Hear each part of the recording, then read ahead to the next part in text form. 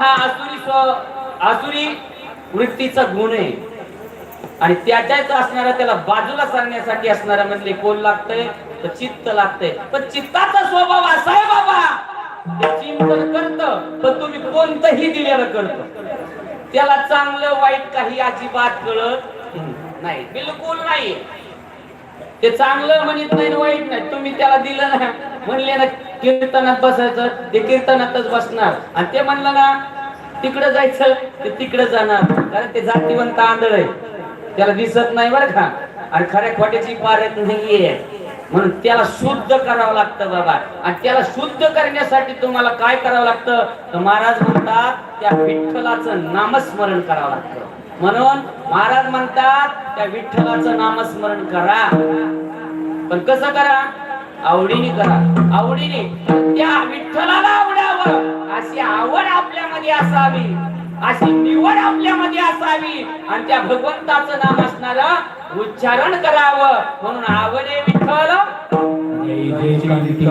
गाईचे एकांती. बरा विठ्ठल गायचंय बाबा, त्याचं नाम घ्यायचंय, पण कुठे घ्यायचंय, कुठे बी नाही म्हणले एकांतामध्ये घ्यायचंय.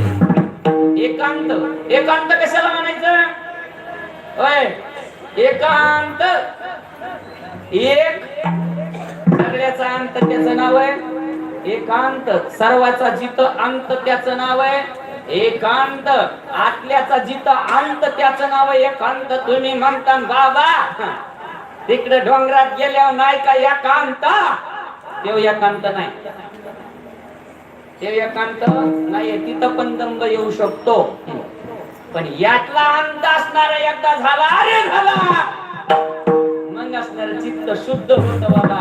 आणि देवाला पवित्र असणारं चित्त लागतं, मळलेलं नाहीये, गदळ जमत नाही बाबा, त्याला शुद्ध लागतंय आणि हीच खरी त्याची काय आहे सेवा आहे. म्हणून त्या भगवंताचं चिंतन करावं लागतं, पण कसं करावं लागतं म्हणजे आवडीने करा रे बाबा. आवड पाहिजे, आवड असेल तर आपल्याला भगवंत त्या ठिकाणी आवडीने जवळ करतो, आपलं असणार कल्याण करतो. म्हणून आवडी विठ्ठल गाईचे एकांती. मी पदाचं चिंतन करणारा माणूस आहे, आलं लक्षात. आपल्याला काही नाही, हे एकदा गिरणीचा पट्टा चालू झाला की आपल्याला हांडेला हाणा लागत नाही, आपली लाईट जात नाही, आपल्याला काही होत नाही. गिरणीचा पट्टा चालूच राहतो. पण आता कसं आहे कधी कधी मधले बी पट्टे जोडावं लागते, ते जोडले की मग आता थोडंफार इकडे बी कलावं लागतं ना होय.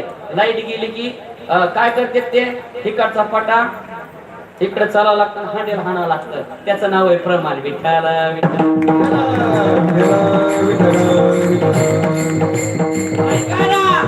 महाराज म्हणले एवढ्या भागताय का, नाही रे बाबा एवढ्या कुठं भागतात, ज्याचा अंत करायचा तेच म्हणले आतमध्ये असल्यावर कसं जमन रे.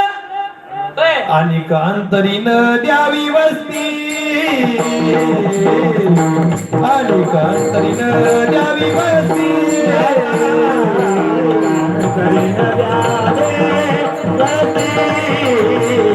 आणि कांतरीन आणि कांतरीन द्यावी वस्ती,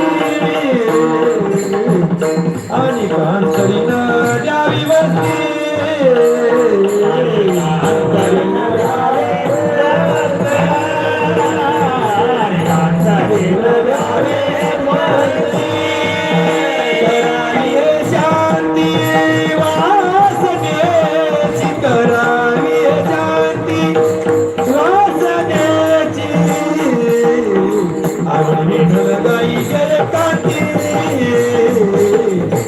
विठ्ठल गाई एकांती.